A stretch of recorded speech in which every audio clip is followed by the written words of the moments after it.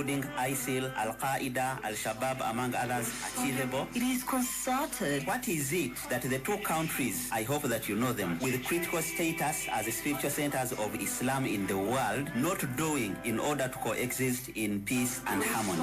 It is consistent. Muslims make almost 2 billion of the world population. Is a world where this huge population can agree to disagree possible? It is Peace at Glance every Tuesday on 94.1 Bilal FM, brought to you by Cultural Council of the Embassy of the Islamic Republic of Iran in Uganda. Okay, assalamu alaikum wa rahmatullahi wa barakatuhu. A good evening, ladies and gentlemen. Welcome to Peace at Glance, your weekly window into the events happening across the globe. I'm Waswatenywa, your host, and I'm delighted to have you join us this Wednesday, this beautiful Wednesday. We are running from 6 to 8, and I'm delighted to reach you here for insightful discussions and in-depth analysis of global affairs. This program, Peace at Glance, is proudly sponsored by the Cultural Council of the Embassy of the Islamic Republic of Iran, whose support enables us to bring you thoughtful dialogue and informed perspectives of our audience. Joining us is our esteemed Professor Adam Sebyala, with the analysis of what's happening. To save time, let me welcome Professor Adam Sebyala to greet you as we continue. Professor, over to you. Yeah, you greet our listeners. We move on. Yeah, thank you, Mr. Morongo. You are not Mr. You know, Mr. You are not. Yeah. Thank you, Morongo, for this introduction. Yeah. And to all of you, our dear listeners, I greet you with the salam. Assalamu alaikum wa rahmatullahi wa barakatuh. Wa alaikum assalam wa rahmatullahi wa barakatuhu. As we came here today, Trump is attending. Trump is in Turkey. U.S. President Donald Frederick Trump is in Turkey for a NATO meeting. And as he went to Turkey, he threatened. I don't know if it's a threat or it's a reality. He let me use the word threatened. He threatened to attack Iran this night. He said, we are going to attack Iran this night. This was after telling us that he's fed up of Iran. I want to see him here. He said, Iran, they are liars. They are cheaters, okay. They are sick people. They have hurt their people. They killed 54,000 people as of now that were protesting. You know, when people say, how come they haven't taken over? They can't take over because they are dead. Hey, Professor, you'll have to give us a word. Trump said, when people say, how come they haven't taken over from the notorious government, let's call it as Trump would call it, a notorious government, they can't take over because they are all dead. They are dead. The regime killed them. They killed them. Nobody is going to take over. They have no guns. And the other side has machine guns. And then they are killing them.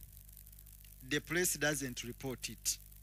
Professor, Trump is going to attack Iran. Yesterday, they attacked Bushehr.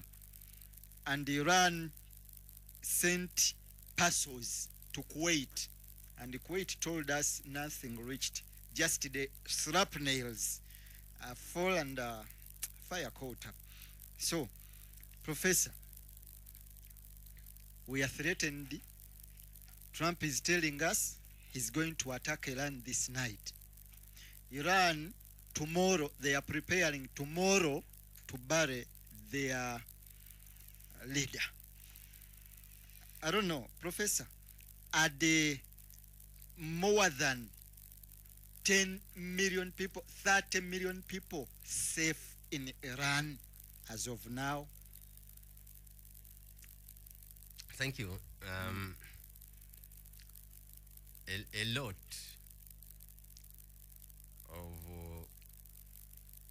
of this trash. Yes. Yeah. A lot of this trash was heard from Trump. Yes. And the people are even fed up They are fed up. of hearing his ranting. You see, he is ranting all the time. And the most contradictory figure, prominent figure, the US has ever had. Not only in that office, but in any public office, he is the most contradictory. He contradicts himself in a single sentence. He starts it positively, ends it with a negative. You get the point? Yes, I get the point. With contradictory opinions and positions. The Americans Yes. have a lot of doubt Yeah. on his mental capacities. Yeah. They think the man occupying the Yeah. Oval Office of the White House Yes. is mad. I mean the Americans. Yeah. They think Trump is they have mad. suggested many times Yes. that a mental test, mental faculty test should be run on his head Hey, from time to time. Yes. they want him to be taken to hospital for Yes, checkup, for tests. mental checkup. Yes, for checkups most of the time. Yes, Ah, because he reveals to them yes. that he is not in control Who is in control? of his head. Of his head. Is it because he's attacking Iran? The waves around and his mouth Yeah. are the ones in control of his head. The waves around Yes. are controlling the head. Yeah, of Trump. This Trump. It's very funny. He was speaking Yes. in Turkey Yes. and he really berserk, uncontrolled statements Biden didn't have brain. towards his NATO allies. No. And he called them nothings. It's when he said is even He called them nothing, and he was there because he was only invited by his friend Recep Erdogan. But he wouldn't have even been there, looking at these nothings. But he's a great leader. The leader. Yes, great leaders don't say such. Yeah, to great friends like the Europeans and the NATO allies. They don't say such, uncontrolled and unmeasured statements in the face of respected allies, including Britain. Supposed to be the mother of the USA. We were surprised Yes. when Mr. Trump said Biden didn't have any brain. The statement surprised us, surprised the world. He was not even I saw a man who took a helicopter, boarded a helicopter, left the White House when Biden was swearing in. He didn't attend it. He never congratulated him. He didn't attend the inauguration ceremony. He just boarded the helicopter and flew away. Then I wanted to check in my records whether I have any American friend, because I was going to call him and plead that the Secret Service takes much more attention on the man. On the man, because they can find him drowned in his swimming pool. I feared he could drown himself. Yes, that was my fear. This is a man who, when challenged with such loss as losing to the silly Biden, the way he calls him, he can drown himself. How can a stupid win me? He's seeing like the end of the world. The world has reached a deadlock. I want to find in my diary whether I have any friend from America to plead to him so that security takes much more care, so that the man does not go near his swimming pools. He might drown himself. And deny us of the more suckers. The one we are witnessing on his return. And if you want America to ruin, to go down and go under China, to be defeated by Iran, and all such things, you had to pray for Trump to come back, so that you witness the decline of America. Trump has caused the decline of America. If you wanted to see how America declines, then you had to pray that Trump comes back and he plays it.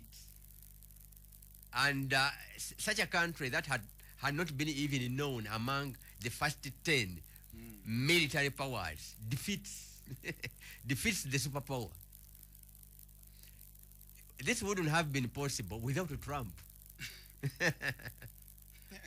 So we prayed that he comes back. And can he come back? Yes, he practices his madness on the world stage, causes all of this world economic chaos. Even Uganda is touched, even what? All these countries, it's like a third world war. Every country is touched. Yeah. Yes. But who has caused all this? The misjudgment of Trump. The great man. Yeah, the peacemaker. The way he wants to be called. So, Trump,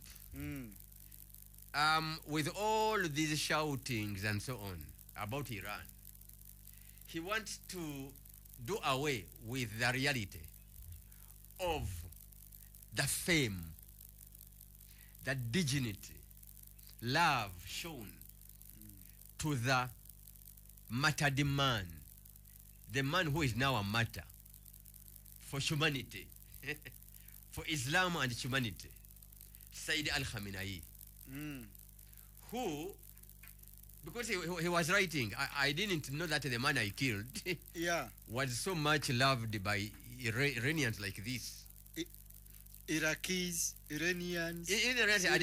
I'm seeing the Iranians crying.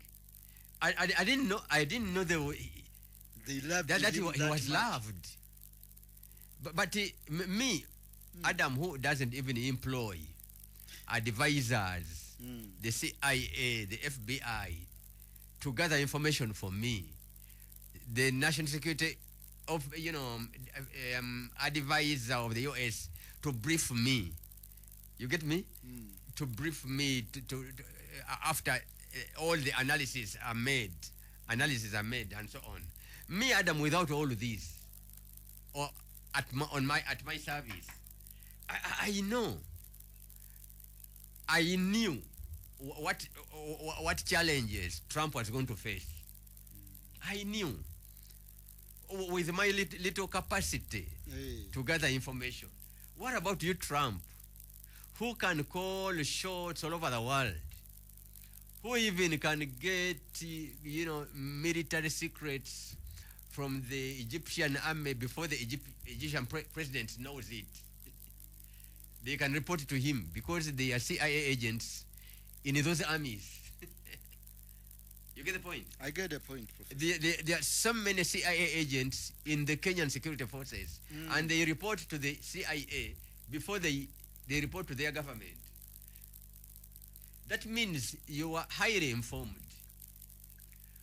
You man, with all that information, how did you fail to know what I know?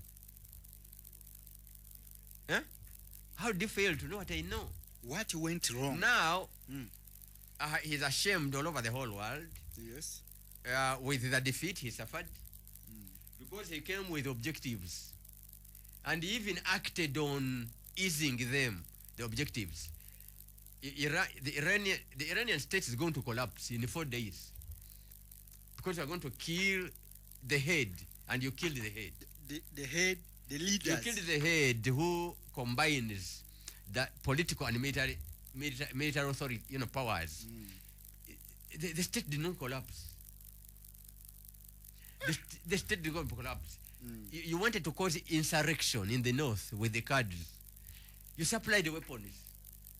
They took the weapons, they never invaded. They stole the weapons. No. You don't see the weapons. He's very bit on the cards. That's why. No, you are shouting, crying to everybody, where are the weapons? Now the state survive because it's a solid state in Iran. Even the invaders feared because it's still a solid state. So the CIA and they gave Trump information. He called them liars. They never misled him. But he did not believe their information. The CIA was never right. misled him. They give him information. He acts against the information.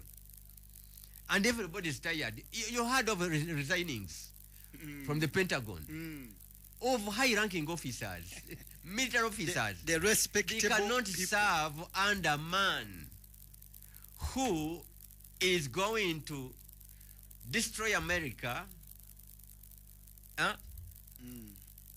They serve a man who is going to destroy America with them under his service. They rather give up the job. They were so wise to resign, so they resigned. Yes. Now that's Trump, or the celeb, the heaviest mornings, ceremonies held only in Iran sent shockwaves in the spine of Trump. What is he going now? How is he going to call it?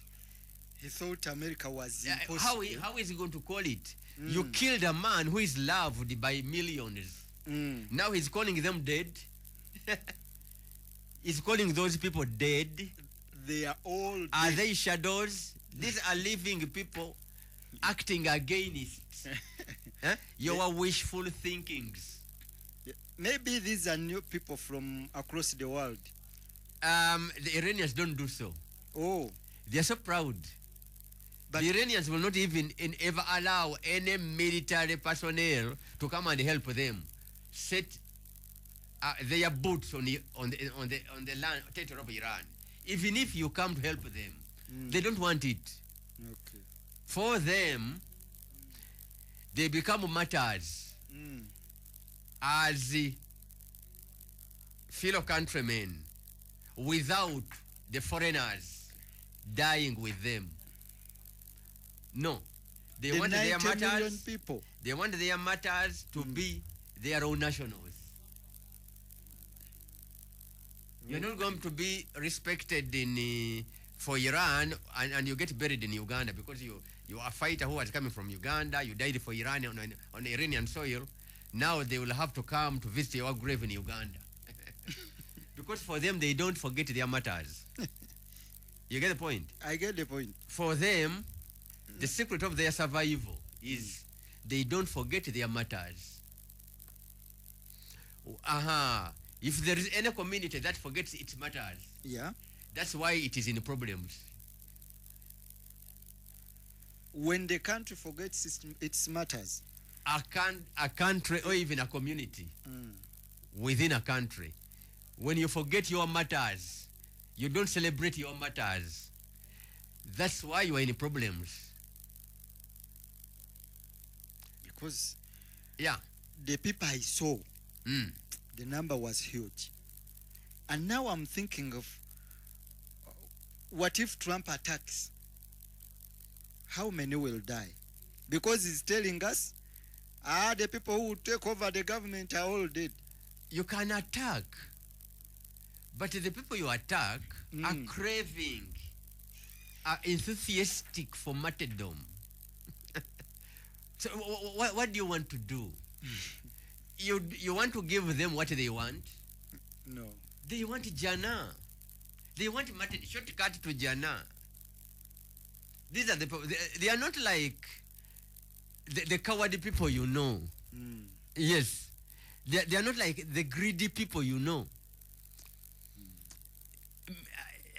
Ayatollah, Grand Ayatollah Khamenei did not have $1,000 on his account. He did not have money. Did not have $1,000 on his account. The great leader. Had worn up Juba. Uganda, and look how the pictures are there. Standing with the worn out shoe. A shoe with a bituri, with holes in it. Yeah. Did not own a car. Owned 3 rooms So for his family. Qasim Soleimani resided in 3 rooms while paying millions of dollars to the Axis of Resistance. He lives in nothing home. he took the money to the Axis of the Resistance. He can fly out of Iran with $5 million to the Axis of Resistance against Israel, and leaves his family with living on an advance of $1,000 from his salary. Hey, Professor. That's why these people are great. That's why they don't fight over positions. Oh. Because should I be promoted to the other position so that I earn money? If going to that position means earning money, these people are going to start killing themselves to reach that position. But for them, a brigadier and a colonel and a what, there is a very slight difference in payments. Very slight. This one gets 250, the other one gets 275. The man hire you. Only a difference of $25. That's how the Iranians are. You get the point? So, that makes them great. President Museveni said when he was passing out some soldiers here, I said, you people desist from thinking of, dreaming of richness and so on. When Idi Amin's fellow soldiers became rich, they lost the war. That's why President Museveni told one of the soldiers who was passing out, a bunch of soldiers from the Special Forces Command. Okay. I was watching.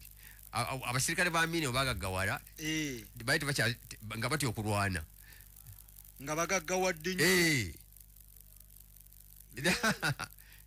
So the Iranian soldiers, you heard them, they don't have these bungalows or what, they stay in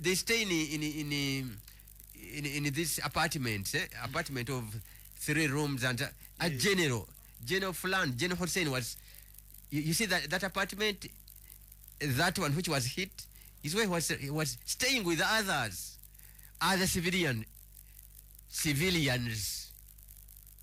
A general can't even build a house. Yeah, that's how they are. These are revolutionary guards. Can we call them communists? No, revolutionary guards. When you are at the service of the revolution, that's your lifestyle. That should be your lifestyle.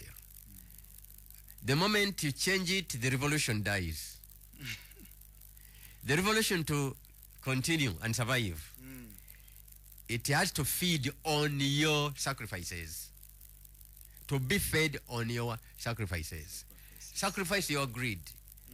I was with the Catholics in Nairobi for 3 weeks in their Tangaza University. I was there for 3 weeks. Tangaza. You know, making dialogue with the bishops. But then I learned that in the course of their services, they are those priests and so on who take an oath. They call it the oath of poverty. Oath of poverty. Ndaira, to die poor.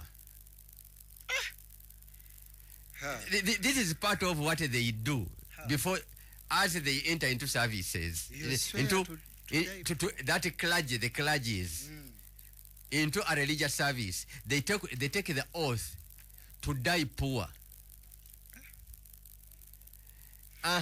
Then I knew, I discovered the secret. This is why they have few problems. Because they took the oath to die poor. That's why they have few problems. And those problems are not necessarily monetary, you know, financial problems. They could be certain emotional problems, how they relate to the minors, how they relate to some girls. You get to it's not directly finance problems. It's moral. It's a moral problem of you know, forgetting that they are celibate, that they took oath also not to marry, not to marry. That one maybe is the rampant problem with the Catholics. With the Catholics, otherwise, financial corruption, it's not their problem. They had some problem with how they relate, you know, sexually with the young. You had the Pope was talking about all that things. Yes. There's some priests in Australia somewhere who had problems in homosexuality, something like that, and but not finance. Not finance. There's something in natural they wanted to suppress, because sexual desires, these are natural. You cannot suppress it forever. Yes. Otherwise, the greed. Greed is a moral problem. It's not. Yes, it's a moral problem. You can control it. So these priests are taught how to fight greed. It's a moral problem, and you can hold it off. You can overcome it, actually. Greed.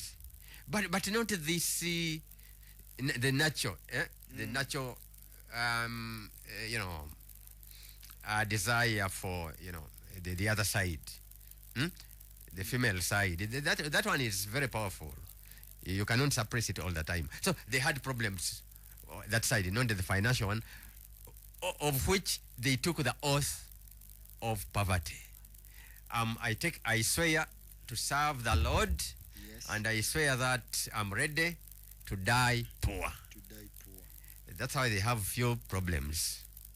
You don't hear so many things of financing. He took this, he took the other. No, you don't hear that. Thank you.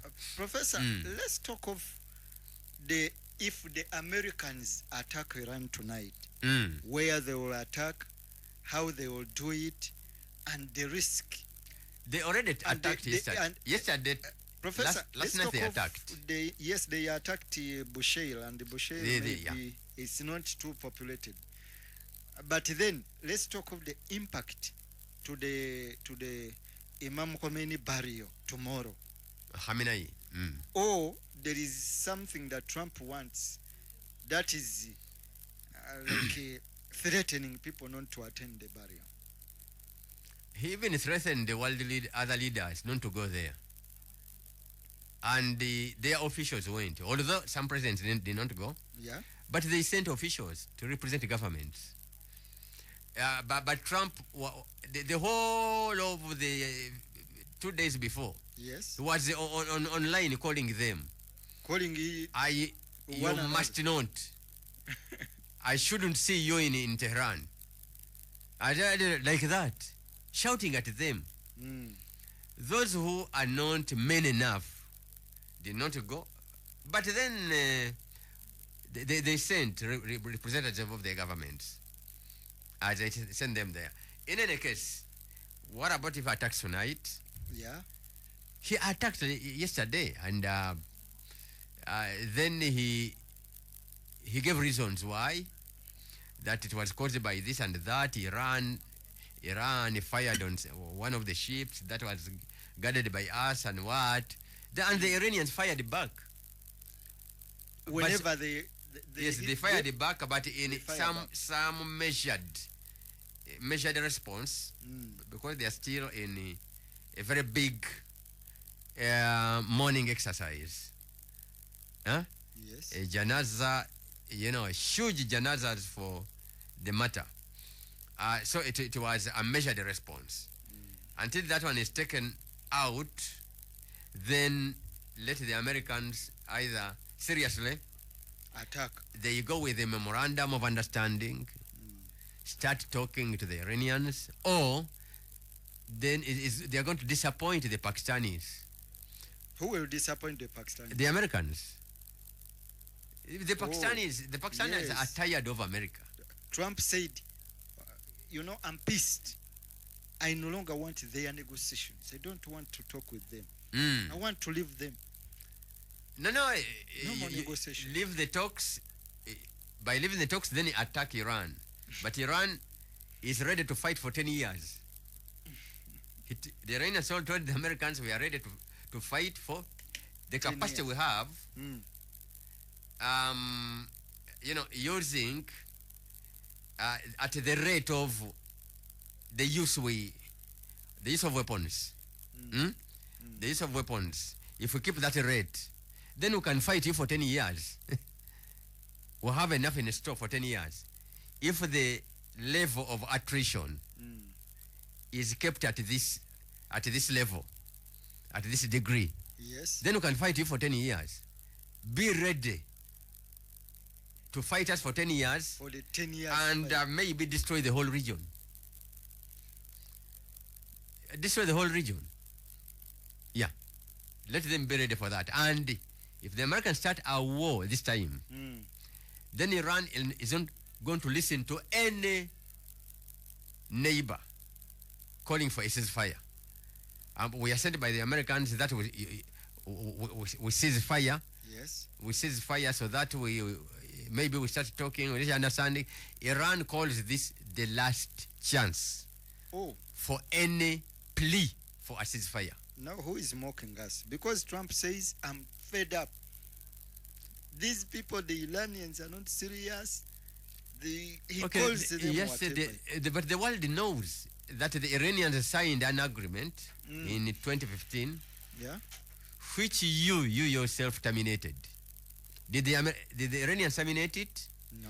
No, you terminated it without even consulting your European friends who were party to the previous agreement, which you terminated. That's one. Then you suggested that there should be talks.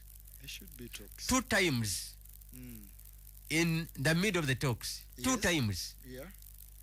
You misbehaved, betrayed the man you are talking to. stabbed him in the back, attacked him, and this last time killed their leader.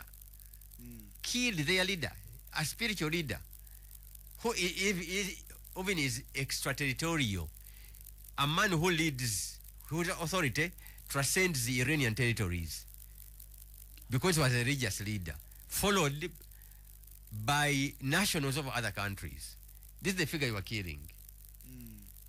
2 times, including of killing such a man, you cannot equal. Even a quarter, Trump, you're not a quarter of Khamenei in service of humanity. Professor, can we attribute the killing of Imam Khomeini to Khamenei. Khomeini to Israel or America? Because I think Israel badly wanted him dead compared to the Americans. Who killed Khamenei? I want to think. Khamenei was killed by the Israelis first, Yes. the Arabs second, and the Americans third. Professor, maybe you don't want these Arabs. But then how did they kill I don't want. No. The Arabs don't want people who go to help them liberate themselves. They don't want. You want to liberate They prefer even their enemy Israel to win. Oh. Yes. They At prefer least Israel. that one to the help that Iranians want to give them, sacrificing its generals outside their territories to go and assist the Arabs, defeat Israel that has looked down on them for more than 70 years. And you host bases in your territory that are used by Israel and America Yes. to kill, destroy the base that is promoting the cause of Palestine. Promoting the cause of Palestine. The champion is Iran worldwide. So you host America and Israel to destroy that base, to destroy that government that is promoting the cause for the liberation of Palestine. So Israel wanted Iran and Khamenei dead. Second, the Arabs. In third place is America. Because America says that we didn't want this war. Yes. We only saw that Netanyahu was determined and was going to attack. That's why we decided to go with them. So America was fighting Netanyahu's war. America is not in the first place. Yes. Israel is in the first place. The second place are the Arabs. The third place is Trump. And Trump was complaining, why? I want to withdraw and go. But the Prince of Saudi Arabia is causing me sleepless nights. He's calling me all the time, don't pull out forces without destroying Iran. You heard of that? I heard of that. Yes. So even Trump didn't want, but the calls from the Arabs, the calls from the Arabs that don't withdraw your massive military you have brought to the Middle East without destroying Iran. And he said it before he attacked. He said it. Why am I grading them so? Because this is what America is saying. This is what Trump is saying. Yeah. Professor, I want to bring you to notes that following Netanyahu's claim that Iran possesses chemical weapons, accusations have emerged that this could be used as another justification for renewed military action against Iran. They say reports indicate that some media outlets are already supporting the idea and framing it as a possible reason for further conflict. Iran has stated that it's against chemical weapons and has experienced first-hand and devastating impact of chemical weapons during Iraq's aggression against the country. Professor, maybe we should think Israel badly wants this war. Are you blaming America for the war which Israel badly wants? You see, Israel is the prodigal son of America. Oh. Yes. Why Israel kills at will? The solution to any political problem to Israel is by killing. You kill Arafat, you kill Sheikh Yassin of Hamas, you kill Nasser, you kill all of this, you kill, Hassan Nasrallah, you kill Khamenei, for them. Israel was formed, the formation of Israel was founded on killings. Israel survives on killings of political opponents. Professor, maybe that's anti-Semitism. No, the sober Vice President of America, J.D. Vance, yes, said that the Israelis should know, and he's the Vice President of America, because the reason could be that he's a Catholic, because he's a Catholic. The Israelis should know that in foreign policies of countries, countries may see Israel as acting negatively in one way or another. Yes. That one should not be called anti-Semitism. In our foreign policy, if we look at the massacres of people in Gaza, the destruction of civilian infrastructure in Gaza, and killing all these civilians in Gaza, yes, when we disapprove of that, nobody should call that, brand it as anti-Semitism. This was said by, that remark was made by J.D. Vance. J.D. Vance. Yes. And is the Vice President of America. Expected to stand for presidency. Was he annoyed? Yes, Trump was annoyed. No, Netanyahu was annoyed, but it's nothing to do. This could be the next American president. But he can't. In America, yes, After because the Israelis supported the foreign minister. After that statement, he can't now. He may. He may? They didn't want this Ugandan to win in New York. Oh. He won. Hamdan, yes, he won. Yeah. Okay, Professor, before we go just short, the UK and Turkey signed a bilateral security defense agreement on the sidelines of the NATO summit in Ankara. The pact is reportedly modeled on the Greek-French defense agreement and is expected to deepen military and strategic cooperation between London and Ankara. Professor, after Turkey and UK signed the agreement of bilateral defense, Professor, UK wants to protect Israel, and Turkey and Israel are quarreling badly, and in time, if Iran fails, Turkey next. They are quarreling, they want to fight. Now, if these Europeans are going to bilateral agreements, defense agreements with Turkey, can we see them help Turkey during that time of war, when either Israel attacked them? They cannot help Turkey. These bilateral agreements, if they touch even aspects of military, the military aspects, yes, then that one is because the East is developing rapidly militarily.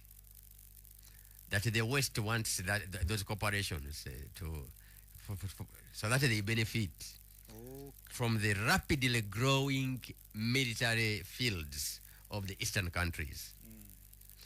By signing, it means that somebody has recognized that you are a power. Oh. Yes, you are a rising power. You have reached somewhere in technology. That's when the Europeans will come, with all of these suggestions. But when you are as weak as any banana republic,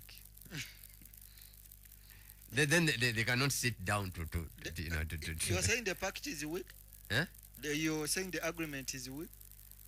No, it's not weak. Okay, we wanted But to... that one is in recognition that the Eastern countries, the countries in Eastern Bloc, not the Western, because Turkey is not considered as Western.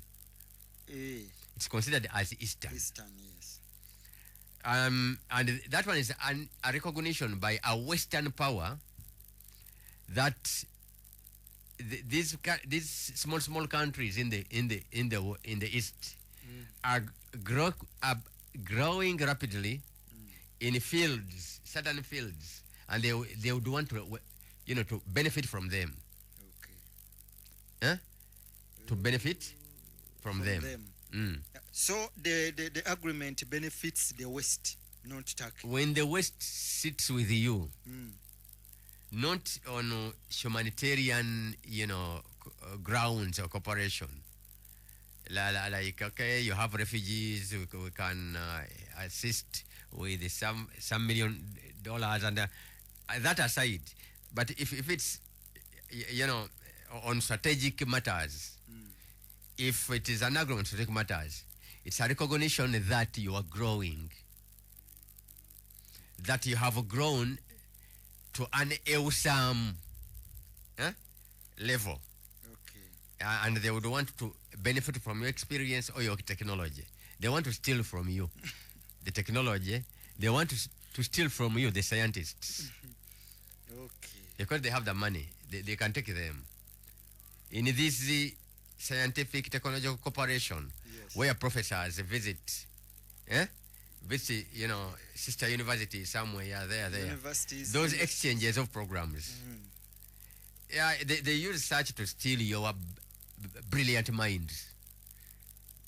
And on arrival they give them citizenship, for instance. You come and stay. Yes, and you are a citizen of our citizen. The day you step your feet on our soil.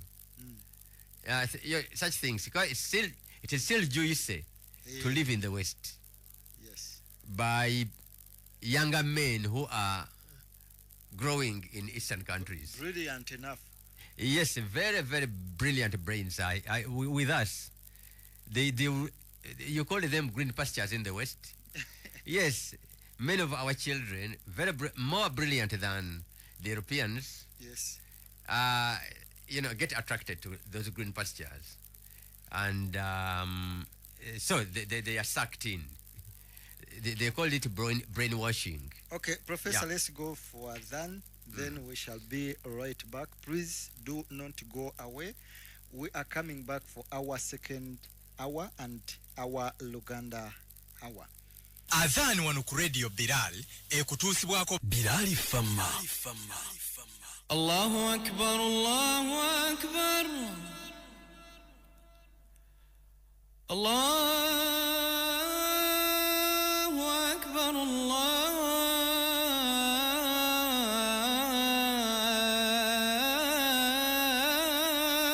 Akbar. Ashhadu an la ilaha illa Allah.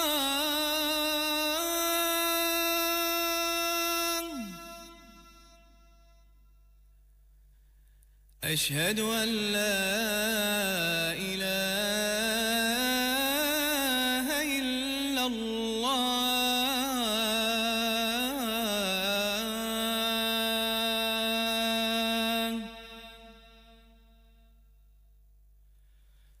أشهد أن محمدًا رسول الله.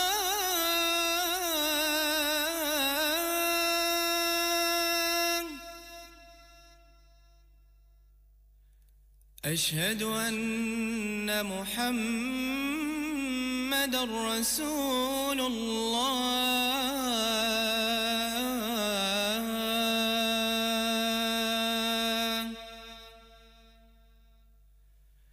حي على الصلاة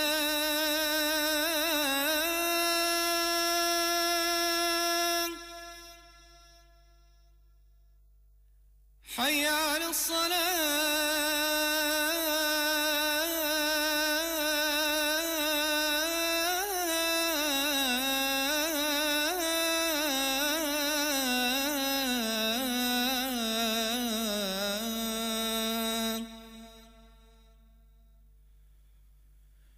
حي على الفلاح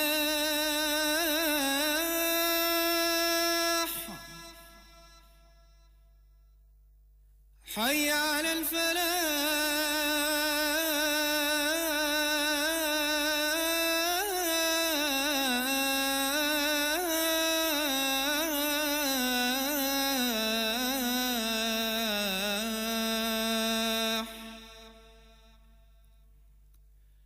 الله أكبر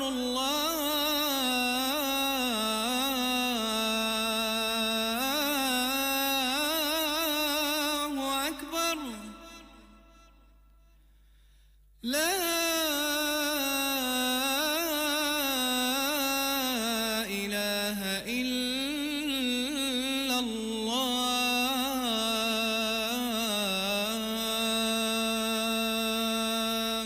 اللهم رب هذه الدعوة التامة والصلاة القائمة آت سيدنا محمدا الوسيلة والفضيلة والدرجة العالية الرفيعة وابعثه اللهم المقام المحمود الذي وعدته.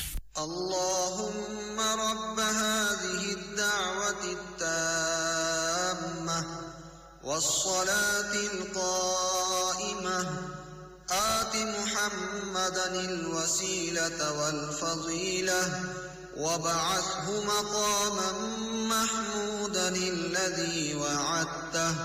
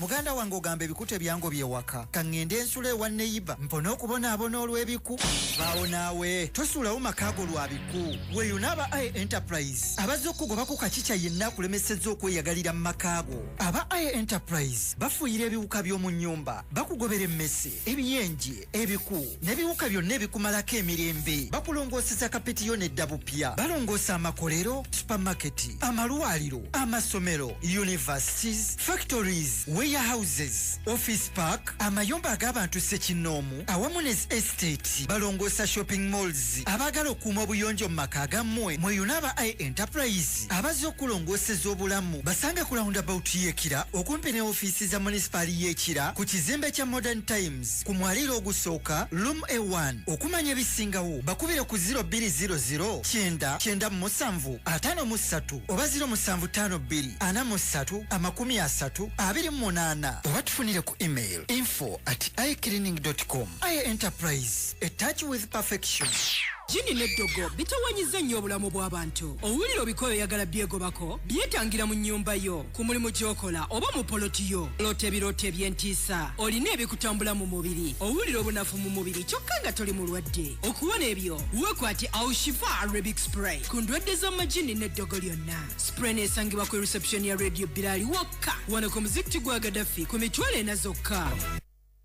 Akakiiko k'ebyokulonda kategeeza bannayuganda mwenna nti okuteekateeka enkalala z'abalonzi ku mutendera ogw'ebyalo n'enkalala z'abakyala ku byalo kwa kubeerawo okuva nga 6 okutuusa nga 10 ogw'omusanvu omwaka 2026 okuva ku ssaawa 1 okutuusa 12 ez'akawungeezi buli lunaku. Ekigendererwa ky'enteekateeka eno kwe kuteekateeka enkalala ezigenda okukozesebwa mu kulonda enkiiko z'ebyalo awamu n'enkiiko z'abakyala ku byalo. Abatuuze mwenna abali mu sseerironda mukubirizibwa okugenda mu buntu mu bifo ebiteereddwawo musobole okwewandiisa. Mutegeezebwa nti okwewandiisa kuno kwa bwereere. Agenda okwewandiisa manya bino: oteekwa okuba ng'oli munnayuganda, ng'oli mutuuze mu kyalo gy'ogenda okwewandiisiza, ng'owezezza emyaka 18 ng'era oli mwetegefu okubeera mmemba ku lukiiko lw'ekyalo. Abakyala abali mu sseerironda namwe mugenda kwewandiisa mu regisita ey'olukiiko lw'abakyala ku kyalo. Bw'onooba ng'ogenda mu kifo ekiteereddwawo okuwandiika ku kyalo, oteekwa okugenda n'endagamuntu, oba si ekyo genda n'ennini nnamba yo oba ennamba eziri ku ndagamuntu yo. Kijja kwetaagisa okuwaayo amannya go gonna, emyaka gyo, ekikula kyo n'ekyalo kw'owangaalira ng'ogenza okwewandiisa. Weewandiise wakati w'ennaku z'omwezi 6 n'ennaku z'omwezi 10 omwezi ogw'omusanvu omwaka 2026 obeere ekitundu ku nteekateeka ey'okulonda abakulembeze bo ku mutendera ogw'ekyalo. Birangiddwa akakiiko k'ebyokulonda.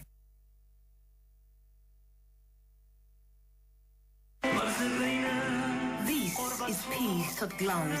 It is connecting. Is a world without a cocktail of armed combatants, including ISIL, Al-Qaeda, Al-Shabaab, among others, achievable? It is concerted. What is it that the two countries, I hope that you know them, with critical status as spiritual centers of Islam in the world, not doing in order to coexist in peace and harmony? It is consistent. Muslims make almost 2 billion of the world population. Is a world where this huge population can agree to disagree possible? It is peace at glance every Tuesday on 94.1 Bilal FM, brought to you by Cultural Council of the Embassy of the Islamic Republic of Iran in Uganda.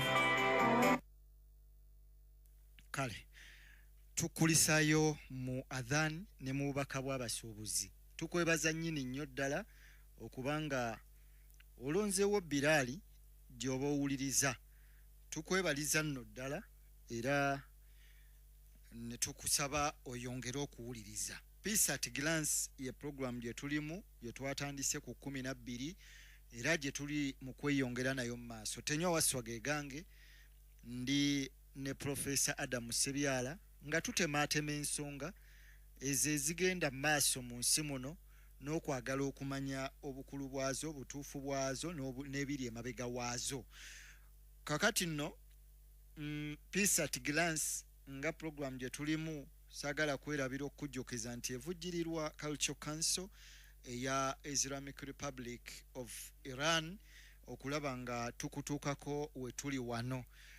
Twogera ku nsonga ez'enjawulo. Naye sabbiiti eno yennyini gye tulimu olwaleero tugenze okujja wano ng'abakulu bagenze ettake bali ttake eyo era ebigambo ebiva ettake abamu tebibawoomera n'abalala bibawoomerako. Pulezidenti wa America Frederick Donald Trump mutaka y'omu ku babadde mu ggwanga erya ttake mu kibuga Ankara mu lukuŋŋaana lwa NATO lwe batudde okubaganya ndowooza ku biseera byabwe eby'omu maaso. Naye ensonga esinga obukulu kwe kuba nti President Trump bw'abadde atambula wuyo agenda mu ttake n'oluvannyuma lw'okutuukayo munnaye ebigambo ayogedde ebikankana n'agamba nti abaaye muli awo naye abayiraani bano nze bannemye otegeera ndowooza beetaaga kuba bukubi lwe banaategeera obulungi ebintu engeri gye bitambula. President Donald Trump gyo eggwanga lyakulembera erya America bakoze obulumbaganyi ku Iran mu kitundu kye Bushehr Busheil bwekityo naye bwe bamala obukola ne Iran nezza era mbadde ndaba wano Kuwait nga yewaana nga baga nti abaaye bano basindise emizinga 2 ne drone 13 naye byonna twabikubye ne bigwa ku ttaka naye obusamambiro obuvaako bwazze ne butugwira wano ne bujjako amasannyalaze gaffe era kati tetulina masannyalaze. Professor soko babuuzeeko abalabi baffe abalungi abawuliriza. Mwebale kutuwuliriza. Assalamu alaikum warahmatullahi wabarakatuh. Professor, mbadde ndi mu kunnyonnyola bendi nabo nti America yakoze obulumbaganyi ku Iran lunaku lw'eggulo kyokka nga bakimanyi bulungi abantu bakuŋŋaanye beetegekera enkya okuziika abadde omukulembeze w'oku ntikko wa Iran Ayatollah Ali Khamenei.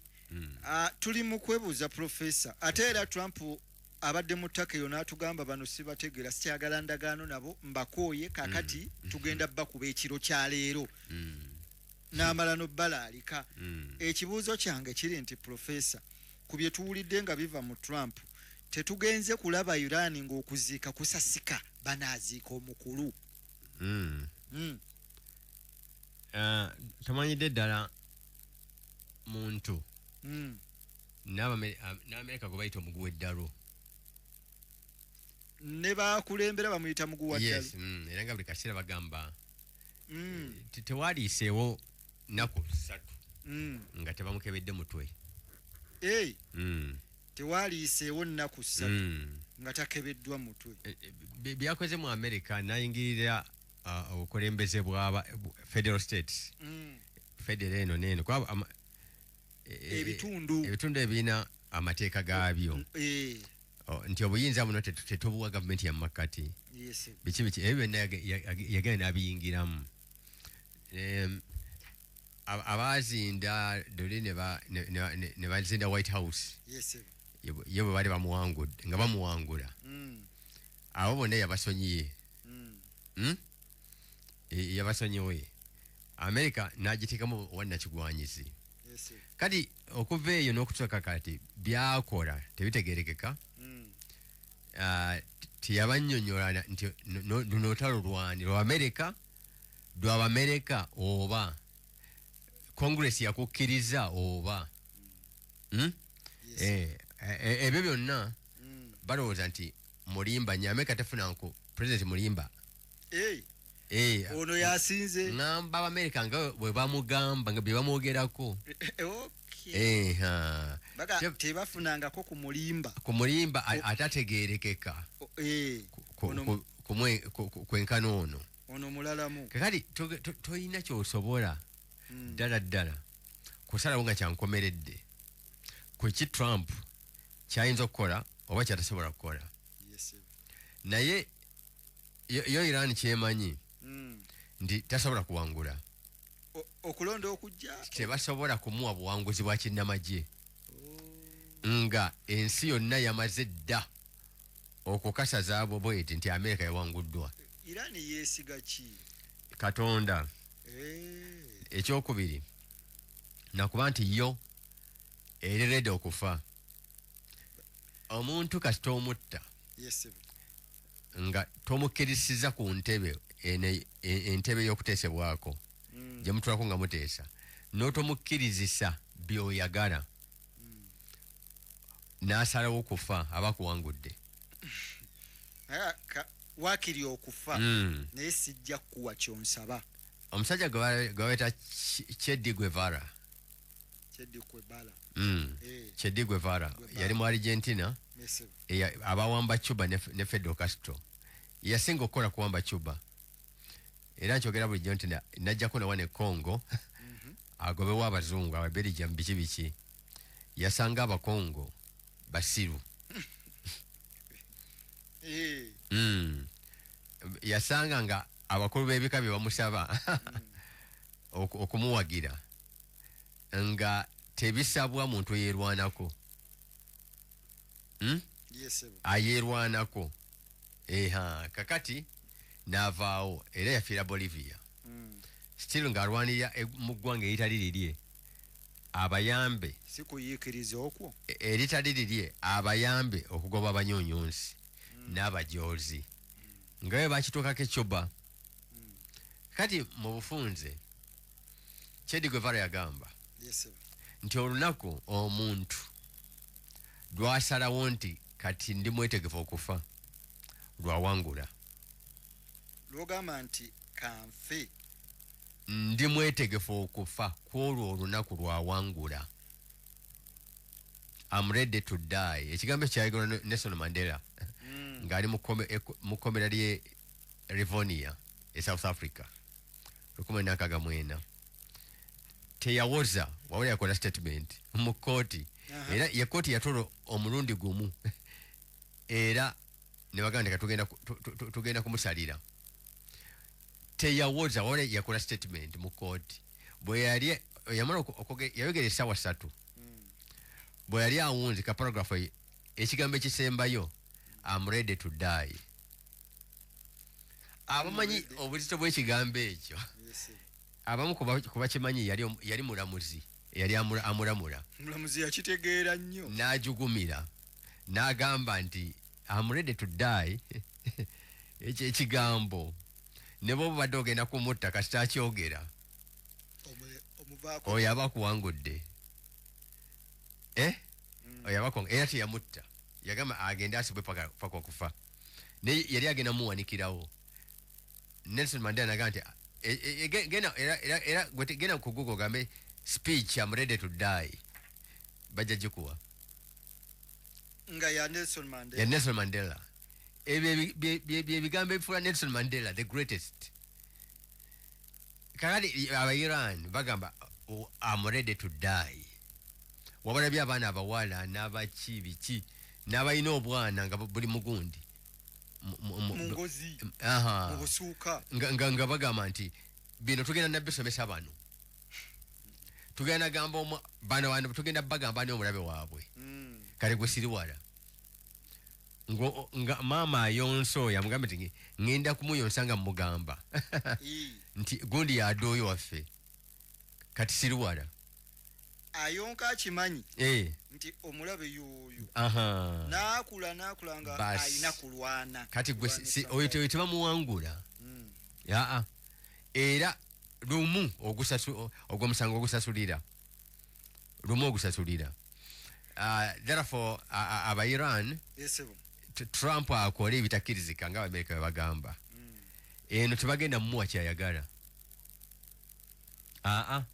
n'endagaano simanyi okutegeera ko bajja temulimu Amerika kyeyagala mwonna mujjuddemu Iran byeyagala esebo si byangu obulumbaganyi singa bukolebwa profesa abantu kituufu bayinza okukkiriza okufiirawo naye tulowooze ku bantu abava ebweru banajja bo banakkiriza tebasoobe buli omu naayitamu abavaawa bano abava ebweru badignitaries abazze okwetaba ku mukolo bano kuba nalabye abava Iraka nga bangi bazibu tebatendewalirwa ne bagaa ye maama tufa kino ensi no abatebe bannansi eri national cause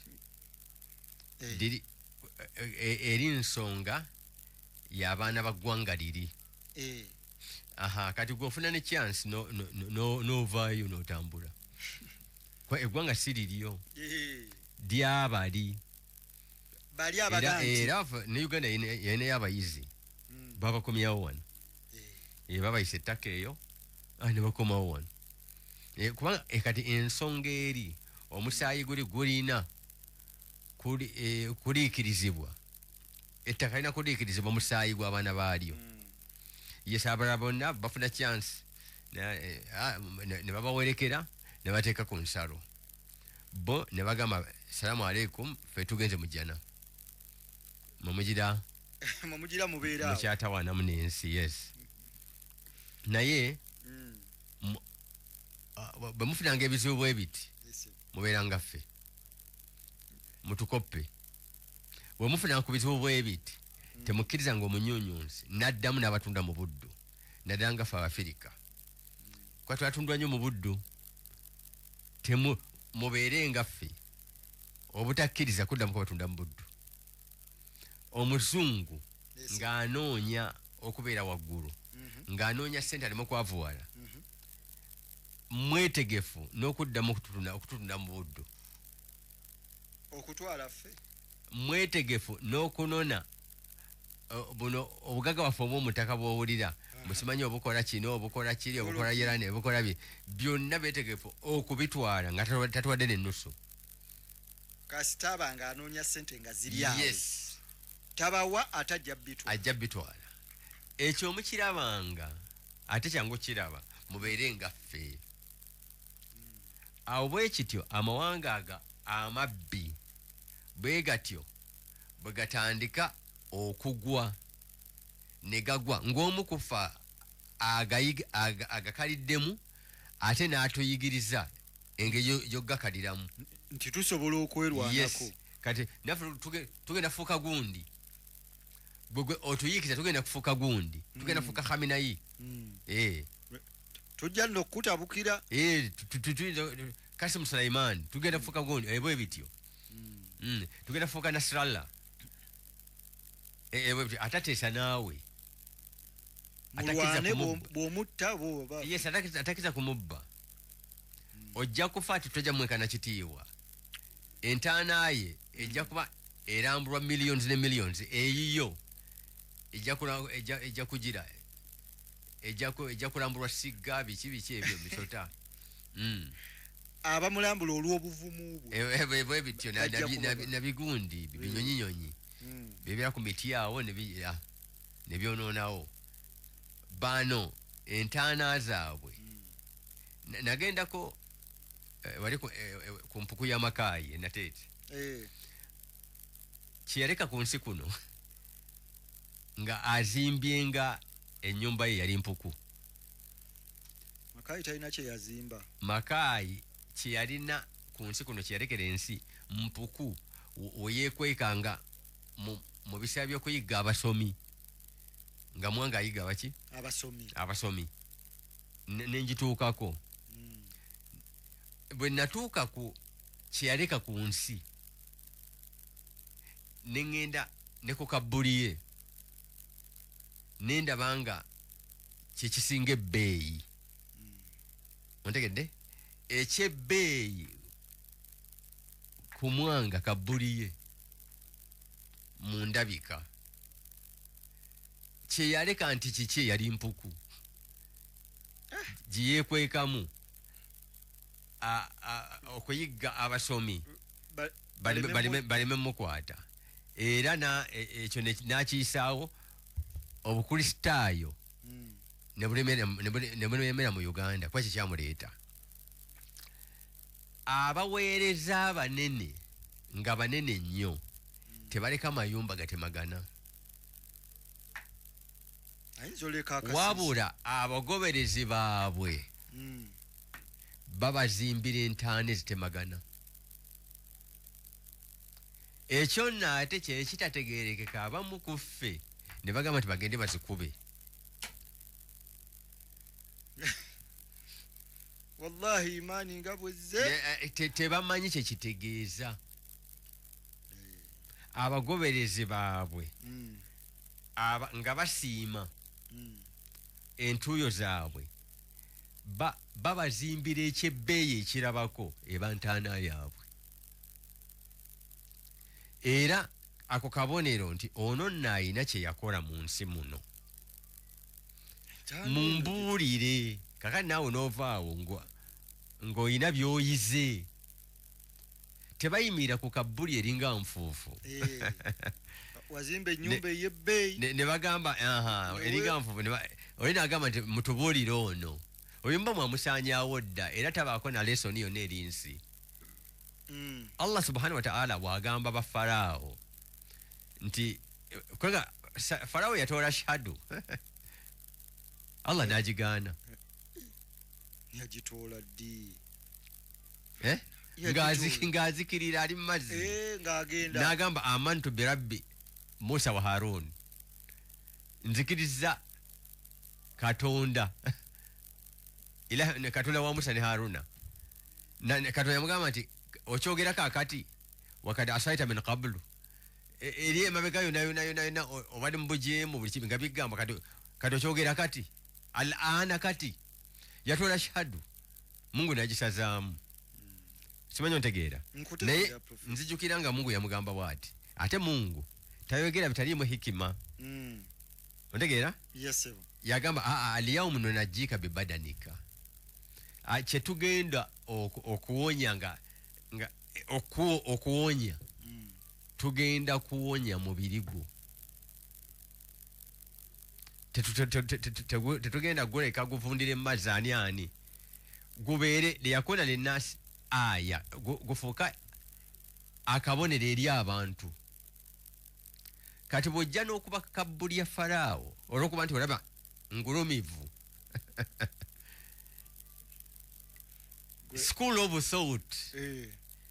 of thought eya Katonda nti waliwo ebibeera akabonero mu bubi oba mu bulungi oli kabeere mubi oba yali mulungi Faraawo yali mubi naye Katonda yagamba entaana ye kajja kuba kabonero omubiri gwe iguli kajja kuba kabonero simanyi ontegeera kakati ng'ogenda okuba kabbulya Faraawo Mungu yagambye nti tugenda kuwonya omubiri gwo tugutereka awantu kabeere kabonero kati ojeewa ate entegeera egamba nti Katonda kalekanga kabonero ate ogenda okasaanyeewo kakati nze Adamu mba nkwewuunya nnyo kubanga eyo aya ya Kuraani simanyi ontegeera eyo aya ya Kuraani teriimu nagamba nti aya eno nafu ontegeera aya eyo nafu eyajogera simanya yalimu obunafu simanya yajogera aya teziriiko ebyo kati aya eteriiko ebyo eteriko kuwolereza nedda ate dhahabi oyo atera okuweewa hadisi naziweewaweewa yagamba nti erimu enkenyera aya teriiko ebyo kakati gweosinzidde mu hadisi oyagala okugjawo aya eyo ate nga hadisi tesobola kugjawo aya ebisigenda kutwala mubyottajja kukola ki ojja kulemeerayo otherwise era nabadde nkugamba nti bano abatakkiriza kubakola ki abatakkiriza kubawangula bamanyi ku bulamu buli obuddako bamanyi kingiko ontegeera abantu bano bola nga Bahamenei bamunona n'agamba nti nze nve wano ng'amanyi nti asigaze eddakiika teziwera 7 nga kyali mulamu ate n'agamba ono yali amunonye nekati nviira dduka mangu va wano nviira n'amulamira ne byalina okukola abo abantu ab'ekika ekyo ne bw'oyagala okwagala omuteekeko wansi alabike nga owa wansi mu bantu oba tomusobola okumumegulako tolina you are wasting your time kale kafu ojja nakusekererwa afa batawanguddwa naye anti nagamba Che Guevara yagamba nti olunaku omuntu lwagamba nti kati ndimwetofa okufa olwo lwawangula ebigambo Che Guevara yafiira mu nsiko esasi gye lyamukubira otegeera wali omusajja yamukwata ekifaananyi bw'ati ng'ava e Congo ng'akka ku madaala g'ennyonyi e Havana mu Cuba n'amugamba nti mukama wange ogenda okukka ku nnyonyi bw'oti naye njagala kukuba kifaananyi kino n'amugamba ekifaananyi okigendereddemu kirwaki n'agamba nti saturfa asoratak inda jamii el intisarat watu yagamba ekifaananyi kyo kino kigenda kusitulwa abantu bonna balwanirira freedom buli lwe bali wangulanga buli lwe bafunanga obuwanguzi balina okusitula ekifaananyi kyo ekifaananyi kyolaba kiringa ekyomusajja omurasita yoyo yes ekiringa ekyomusajja omurasita ekitera okwambalwa abantu abamu ababeera mu zi struggle simanyi ekigambo kyammwe ekyo ontegeera ekigambo kyammwe ekyo naye nze vula ekigambo kya Che Guevara Saabalwanyi. Entalo 3 zonna yazirwana nga tali mu ggwanga lye, era yafiira mu ggwanga lye, yafiira Bolivia nga era alwana nga ayagala kununula aba Bolivia abamulyamu olukwe. Waliwo yali alunda embuzi n'agamba olwo olusozi lwebagala okulwanirako ffe bajja kukanga embuzi zaffe n'amuwaayo mu CIA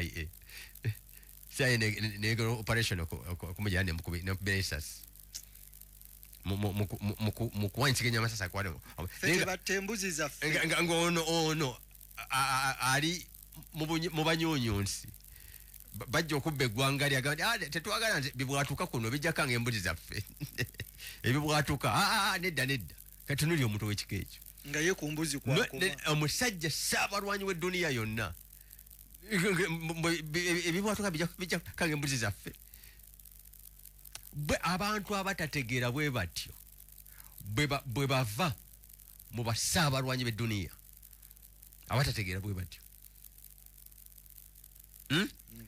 Kati kyekifaananyi ekyo olunaku omuntu lwasalawo nti kati ndimweteva okufa lwawangula ekyayagala Che Guevara. Professor awo nambadde nkugamba nti badde abasajja abantu mu Iran ani doctrines zaabwe ideology zaabwe ndala kukuuma kye balina ndala, era gwe okuva ku munnassale ne alifu ba ota othao nabo bakutendeka kirala bakolekeramu nnyo ensi oba ntegeera ensi bagikolekeramu nnyo n'otolowooza nnyo na ku nkomerero nakitiibwa kyolina kuwangaaliramu wano ontegedde sebo eso kale toyanzege Professor.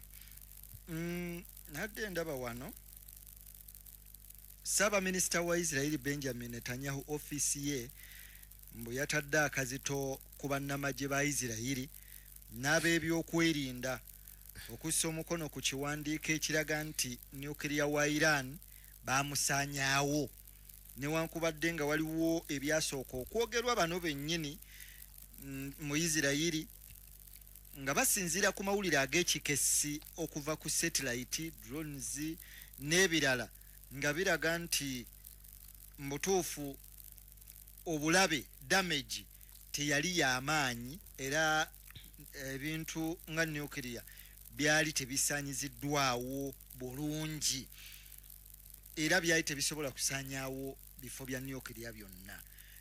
Professor Israeli abakulu bateeka bannamagye n'abebyo bano abakessi ku nninga mulage ensi nti twabisaanyaawo. Omuntu abatanaabuuse nnyo waakiri naye ng'abantu tebakoze eki tebakkaliddeemu nti lwaki watutwala mu lutalo bwebakaliramu. Yes, kubanga abakessikasa bagamba nti wali balinga abaatakula obutakoze kungulu bati teri kyayonooneka.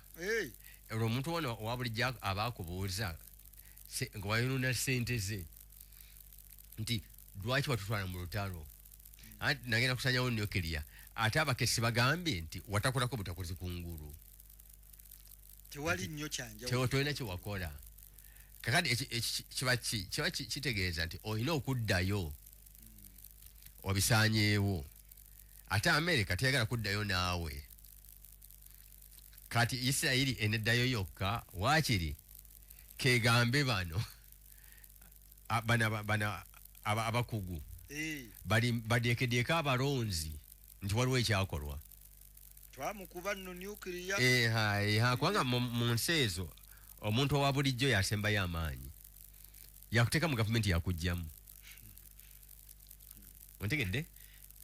Talinga Bulaaya mu nsi ezo tebalinga Bulaaya. Ate kati sitama kwali ati sebo mbadde ngamba Bulaaya oweno.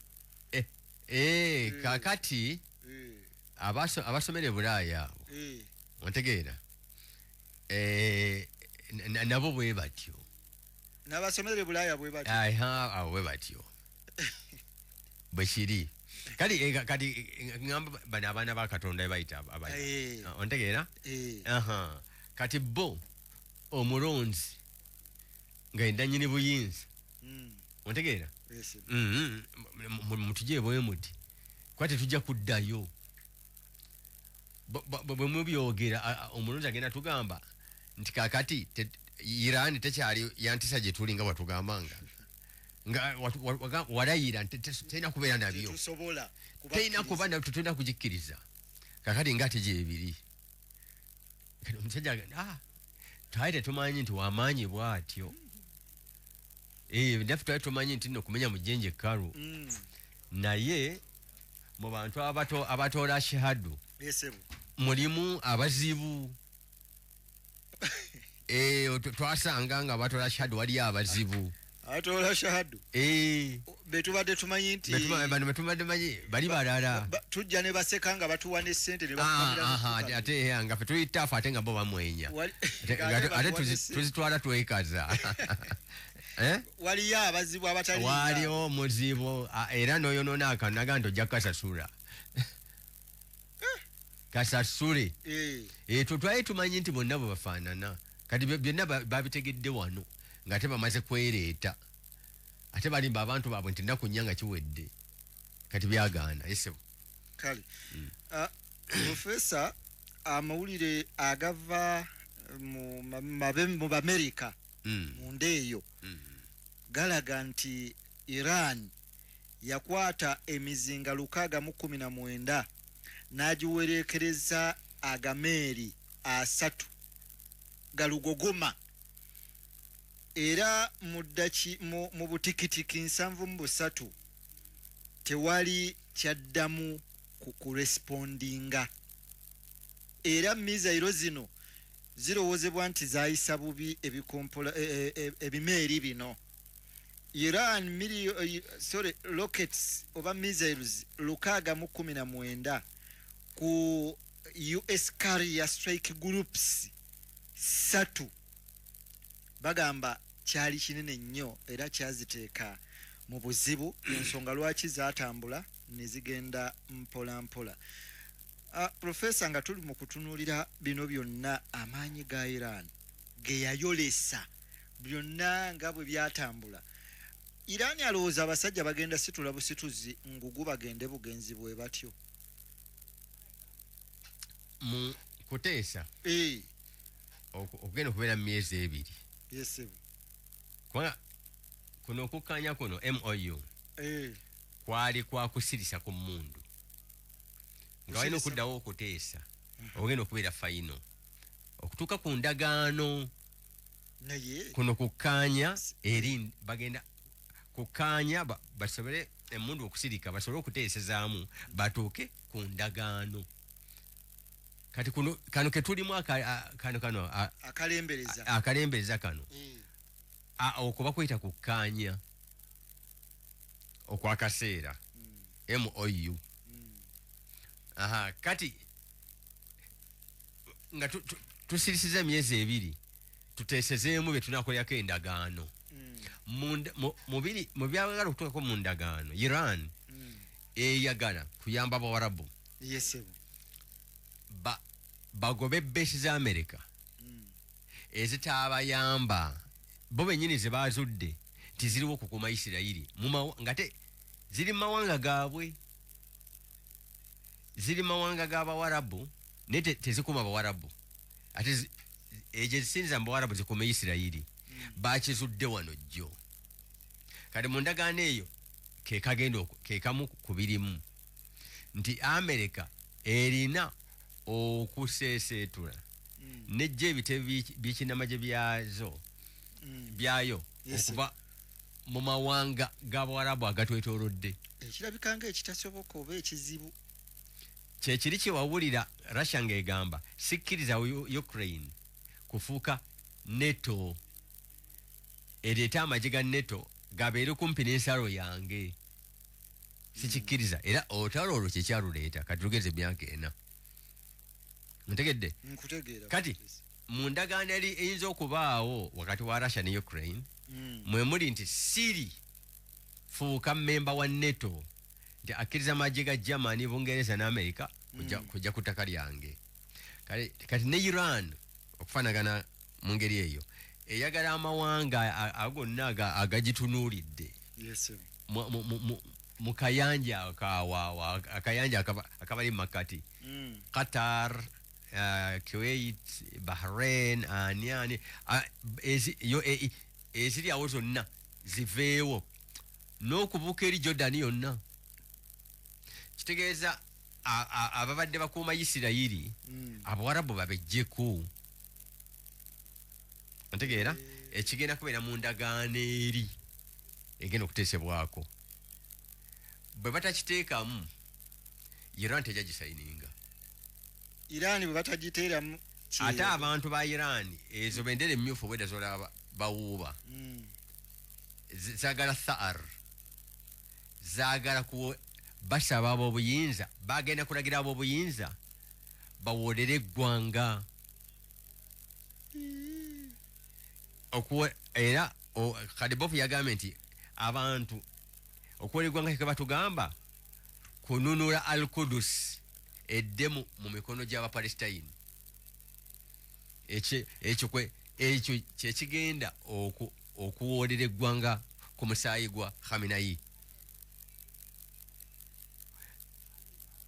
The price ekirina okusasulwamu mu musaayi gwa Khamenei kuddiza abasiraamu Al-Qudus.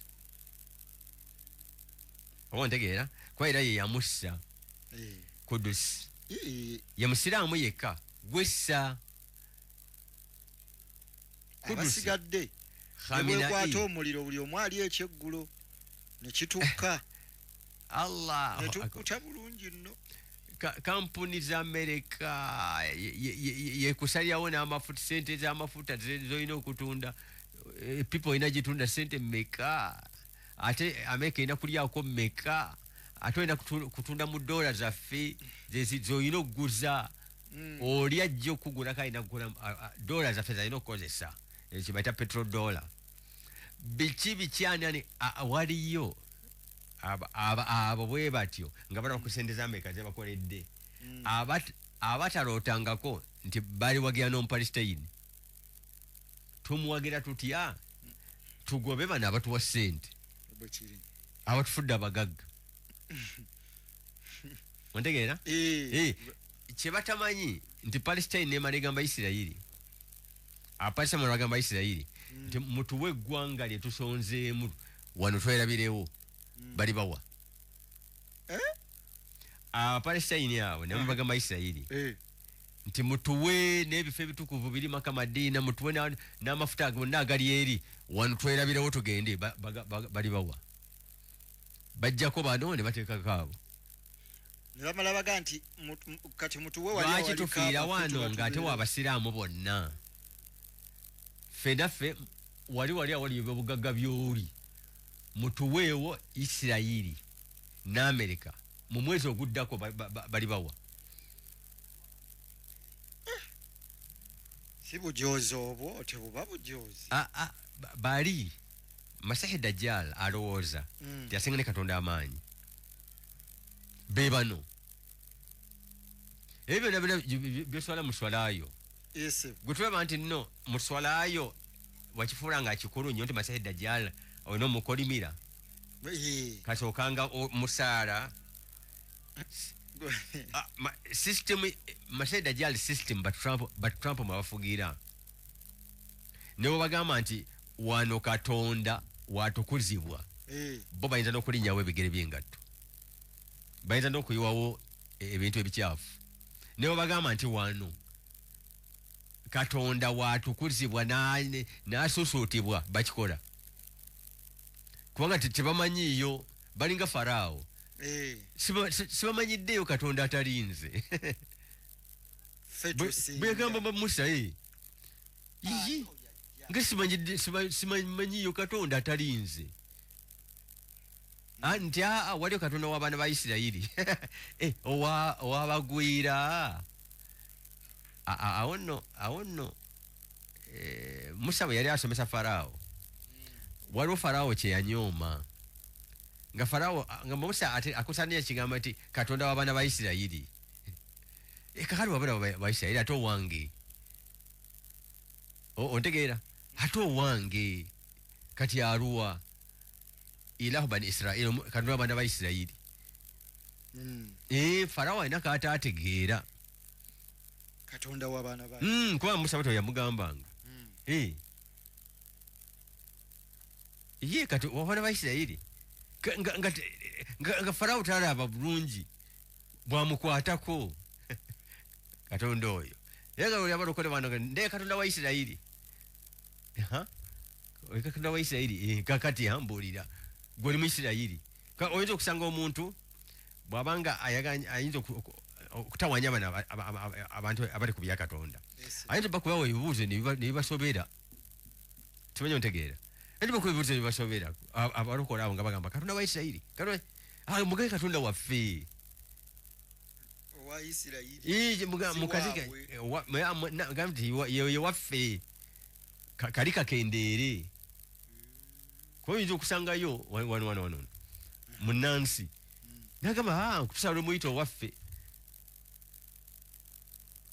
ndayidde Katonda wa Isirayiri ebigambo byatabula Farao kale kale olwaleero President Trump ng'ali mu ttake lwaleero President Trump ng'ali mu ttake abadde ayogera mu eri abantu abeetabye mu summit muba mu lukuŋŋaana lwa NATO awolereza America obulumbaganyi bwe yakola ku Iran era n'anenya nnyo Iran eno n'agirumiriza nti bano be batandika okutaataaganya ebyobusuubuzi emmeri zitambuza amafuta ate baziremesa bazikuba bazikwata bazikola batya obulumbaganyi abadde ayogera kyentegedde ateeka okuba abadde ayogera ku bwakoleddwa jjo nagamba bwe tuzze tukola obulumbaganyi buno Iran eno abakulembeze baabwe ekyokubiri ng'olese n'obulumbaganyi bwe babadde bakola obwatuwalizo balumba Abayiraani baagala kunzita nno ebyaddala mwe muli awo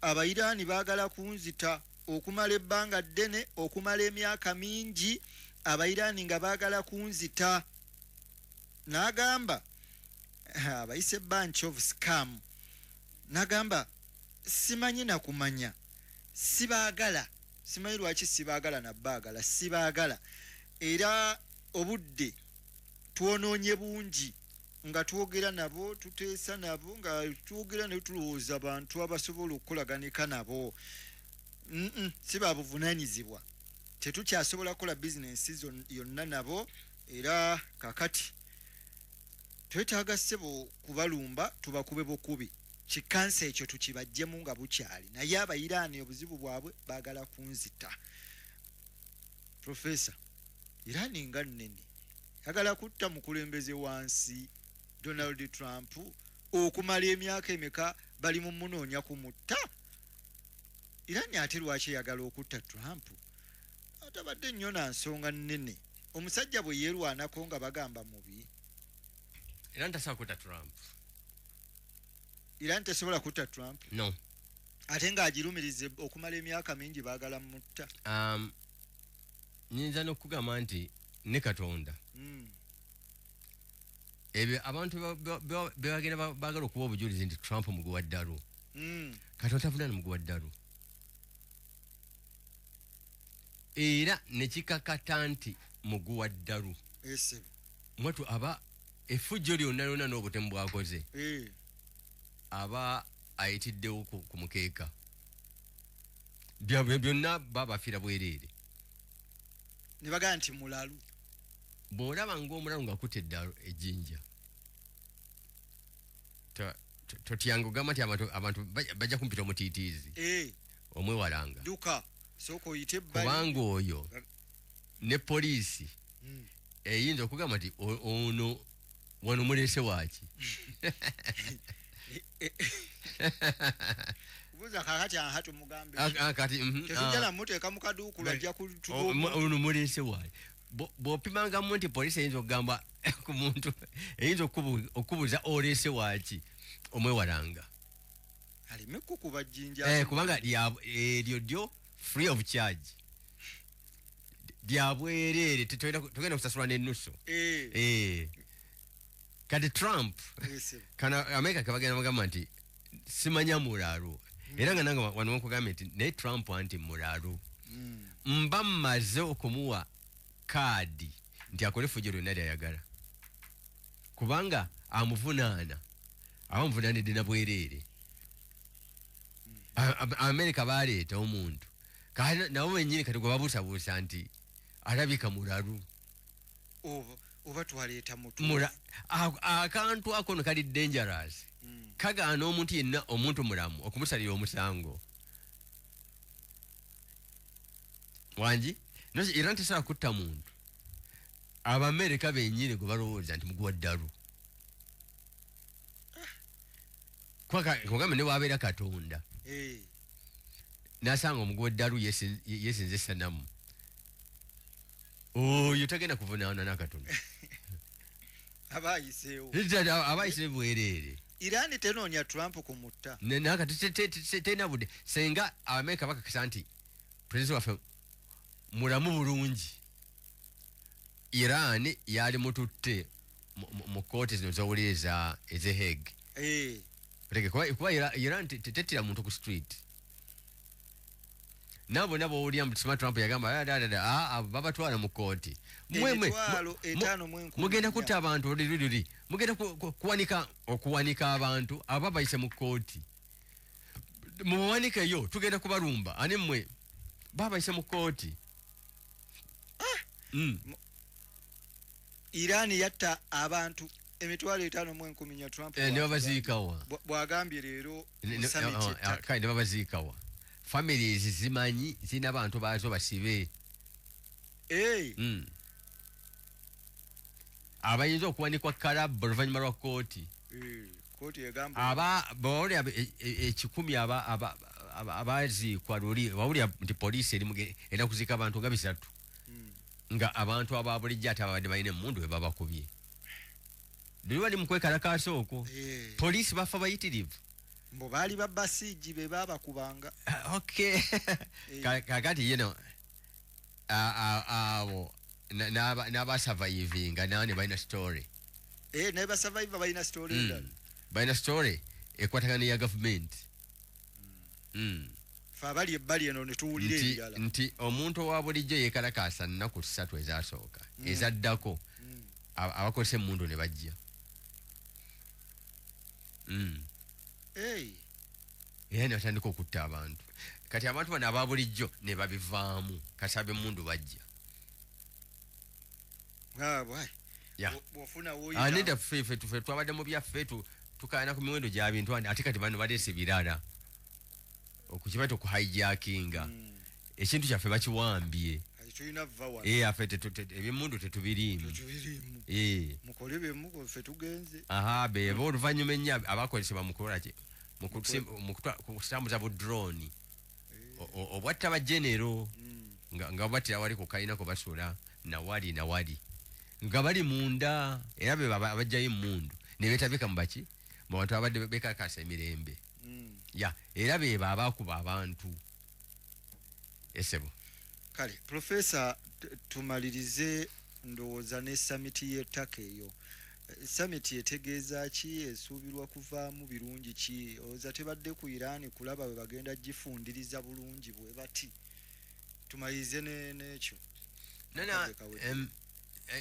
nze kyempwedde Trump abadde mu kolima tasabe na kusaba magye nti mumpa amagye alemeddeyo eri kubanga yategere tebasobola gamuwa n'agenda n'abavuma bamuvumivumi n'agamba nti mmwe temulina ne kyemuli era nze andeese wano mukwano gwange ono pulezidenti wa Turkey Rajab Erdogan yandeese si mmwe mmwe temulina kyemuli America ne baterawo akabega ng'ekuuma Bulaaya emyaka 75 mmwe temusaana kwekuuma America bawadde buli kimu nate ne bayita mujye tukole wamu ne mugaana mmwe muli useless omusajja abadde mukambwe otegere kati teri kituufu kyasobola kujjayo naddala nga bagenda kumwera okumujja mu region ne mwanga barabo ne bagenda mujjamu bali mukugoba nga oyitaffe tuve wano esebo tuve wano wa sallallahu ala sayyidina Muhammad wa ala alihi wa sahbihi wa sallam. Assalamu alaykum wa rahmatullah. Wa alaykum salam wa rahmatullahi wa barakatuh. Atuliza tutebwe tubadde mpaka lwa kusatu lujja. Tukwagaliza ekiro kirungi dawa yeddako. Assalamu alaykum wa rahmatullahi wa barakatuh. This is peace at glance. It is